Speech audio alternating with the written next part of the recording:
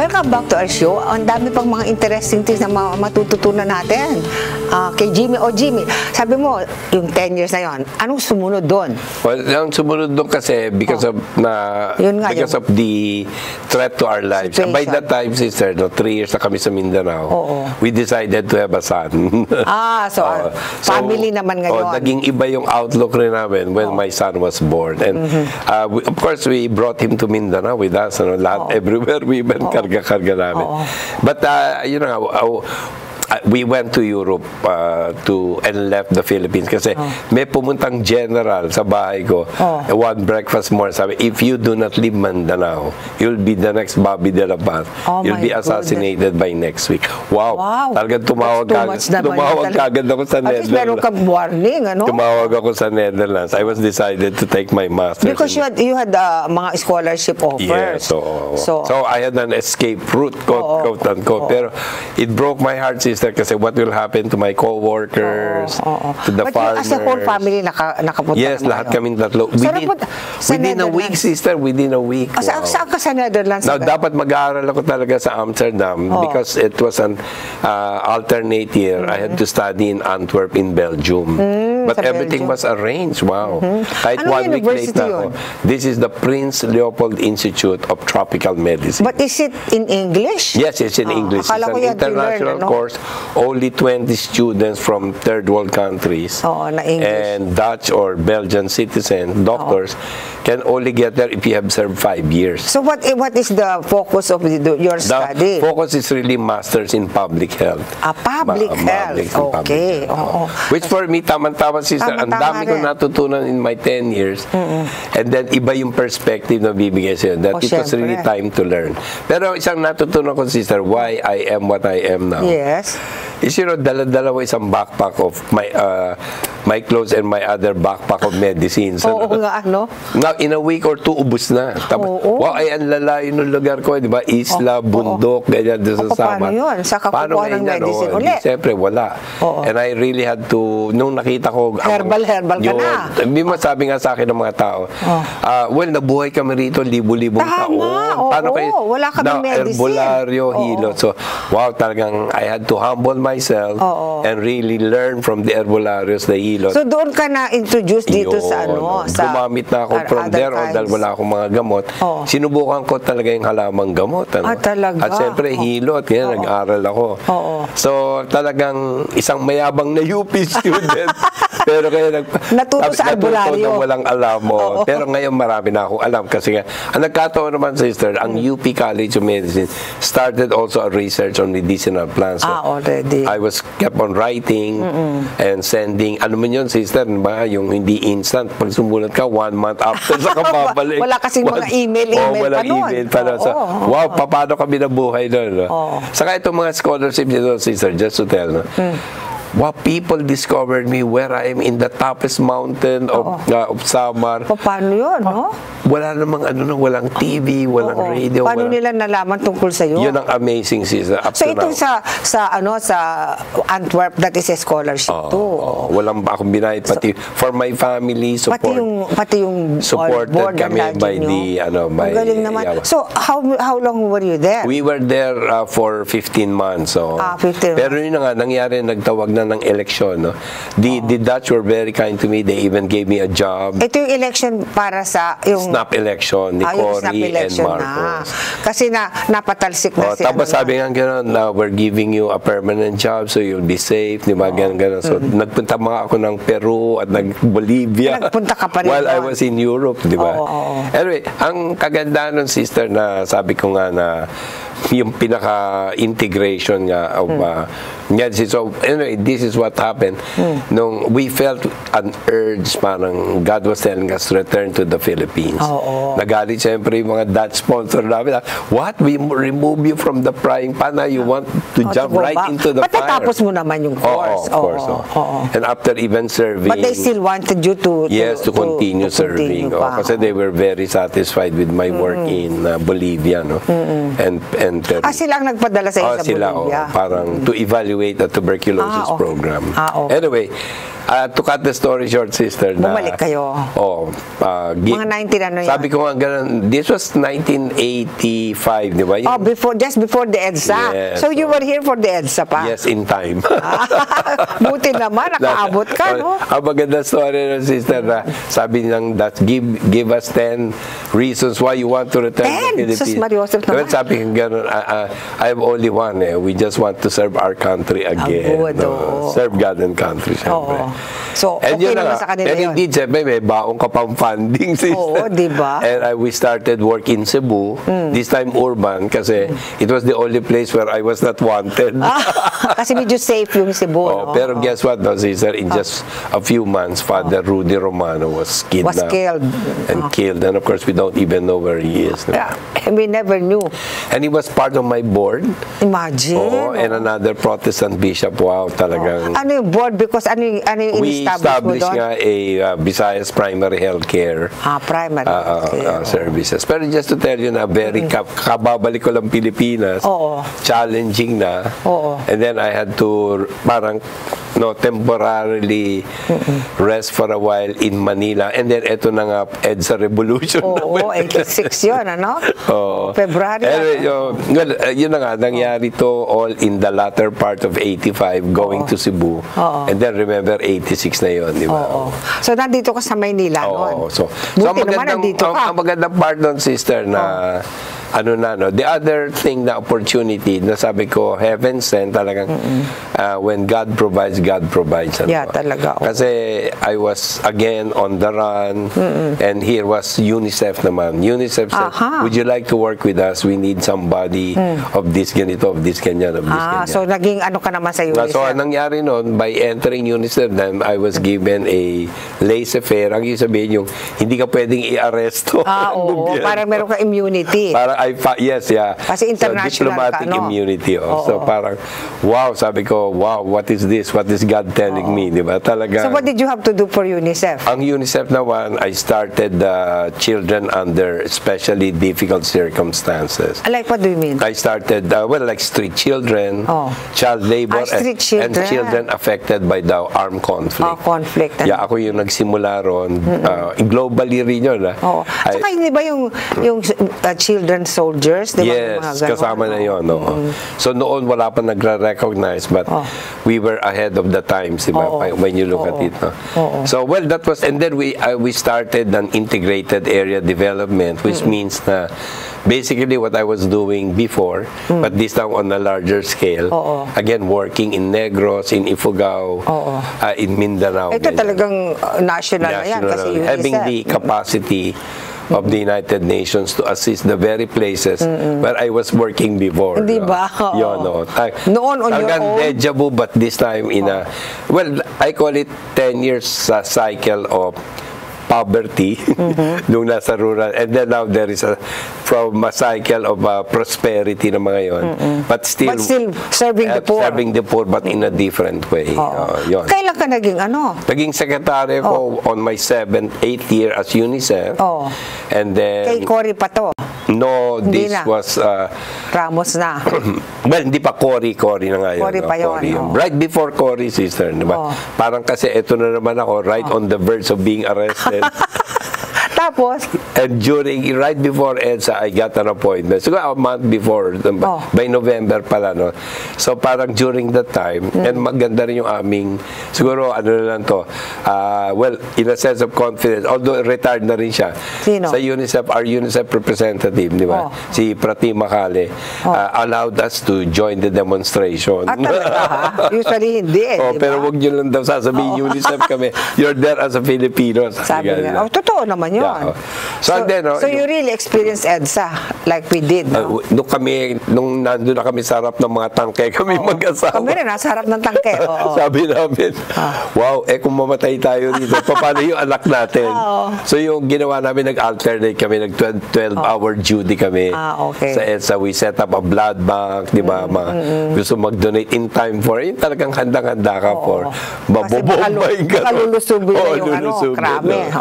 So together with my other classmates in medicine, I was able able to rally them and to put up a station doon sa Connecticut, corner Connecticut and EDSA. We set up a medical Kasi siyempre, station. laging merong emergency doon, may mga nahihimatay. Anyway, so yung that part, now, sabihin na natin, sister, na because of also the good work, eto na, inimbita na ako with, because, again, another inspiration in my life was Juan Clavier, di ba? Of because course. he went to, ang gusto ko lang sabihin, my inspirations are all with the J, So first of all, sabi, Jesus Christ. So Mary Jan ako, Mary Jan.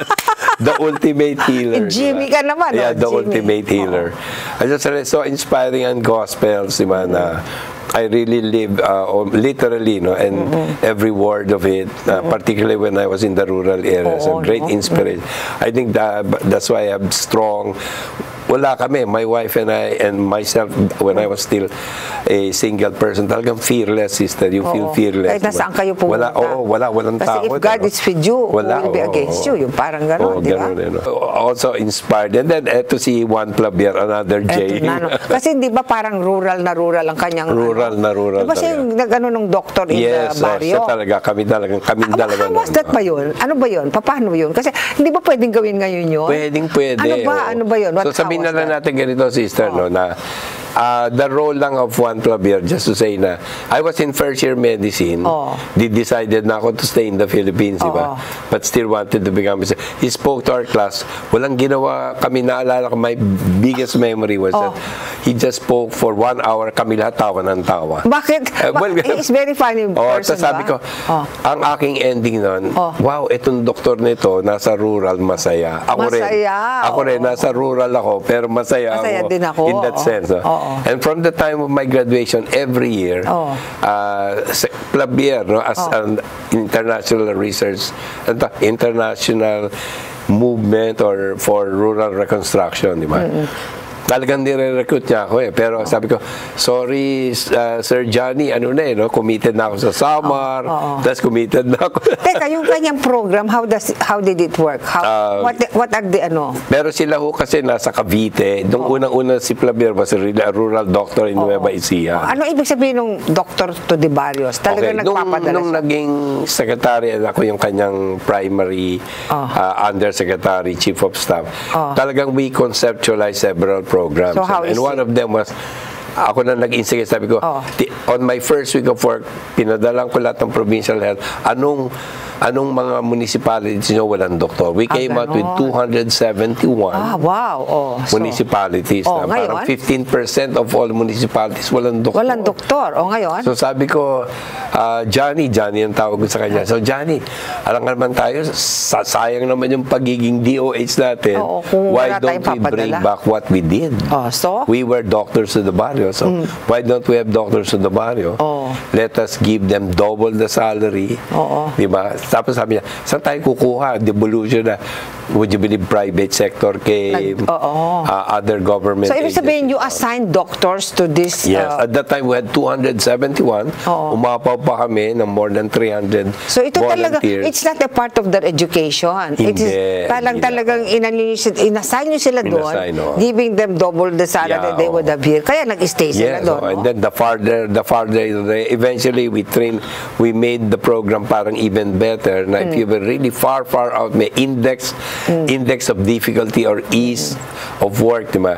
The higher the difficulty index, like if you work in the higher your salary. The higher. Pero ito sa mga public hospitals, they were in place. They were not in hospitals, sister. They were not. They were really in the villages. Talaga? In rural communities where there were no doctors. But how is that since there is no mga instrument, walang operating room, walang yun na nga because of what we did also, ako, my own experience. So we had a training program before they left. Mga 2 weeks wherein what to expect, diba? How to do it, how to refer. Yung parang empowered ka meron din yung referral to hindi sa ka insecure, hindi ka insecure. I mean, gusto namin ma-share. Yung average ng year na nag-stay sila doon, mga ilan? Well, at that time, we only said it was 2 years, pero ang dami nag-extend, ang dami naging permanent. And every year, there was a new batch. every year. Why did that program not continue? Yun ang napakasaklap, kasi yung in the following years, the different secretaries of health had their own priorities. So, ini-stop nila yung program? Hindi naman ini-stop. Parang na-downgrade from 300 items, naging 60 na lang. Ngayon wala na? Well, ngayon hindi naman, sister.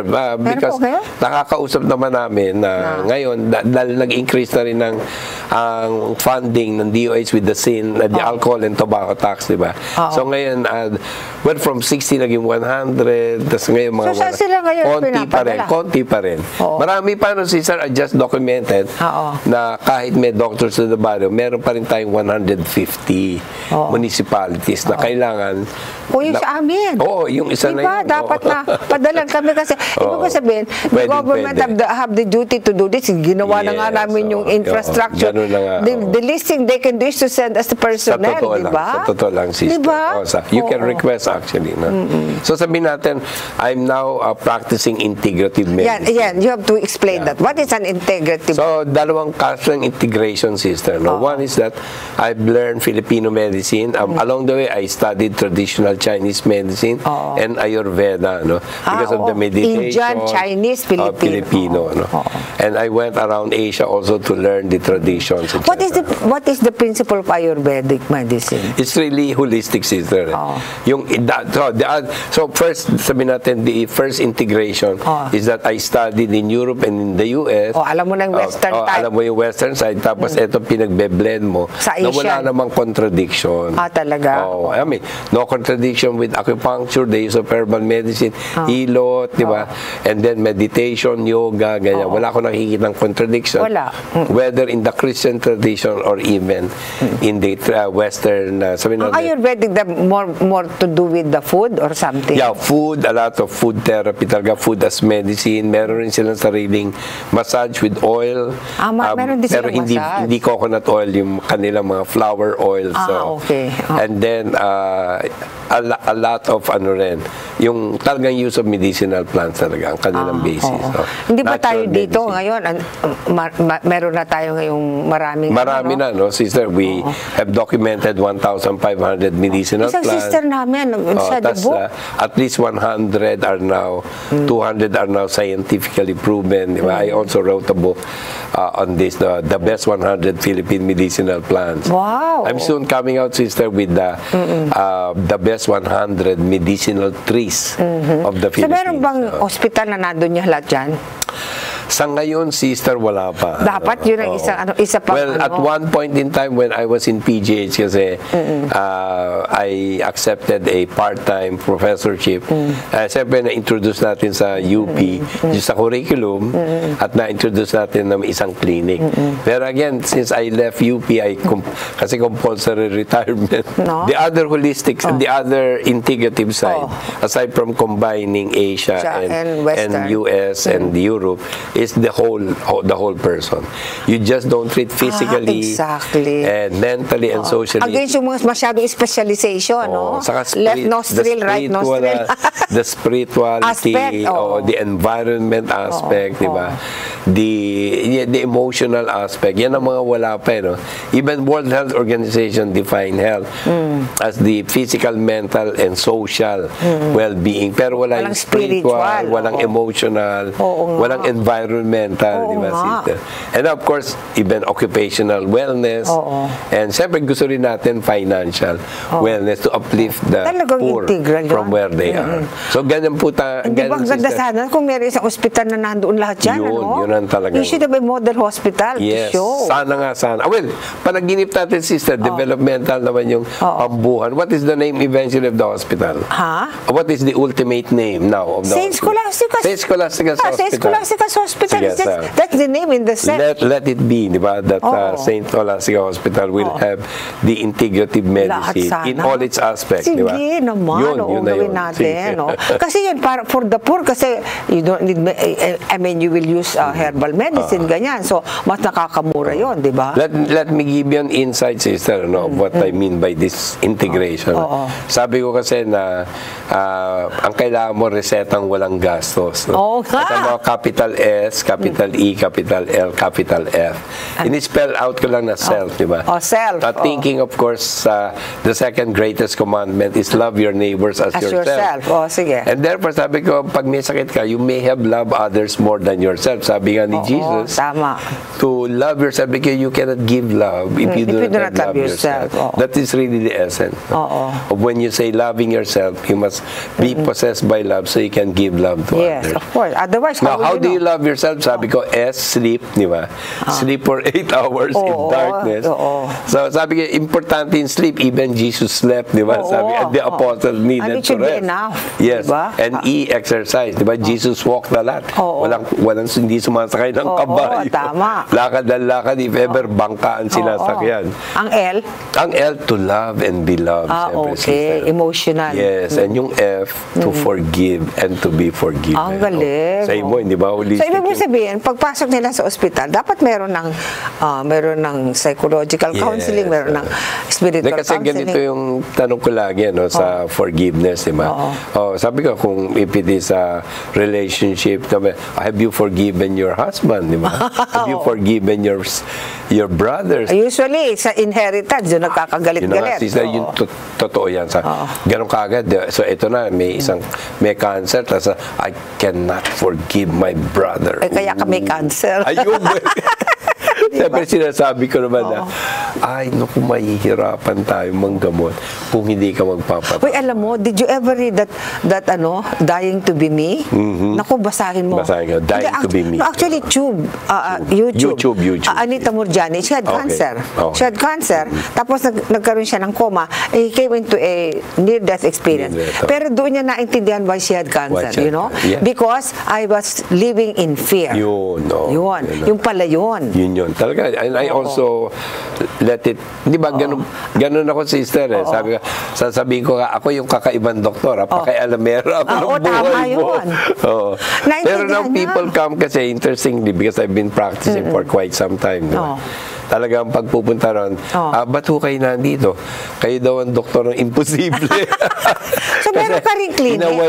Sister, may clinic ka rin ngayon? Saan? So, first, would you believe I have a clinic in La Consolacion? Really? Kasi yung Order of St. Augustine, sila yung naunang mag-host ng isang integrative clinic. Okay. So, gawin natin sa 10 years na yun, sister.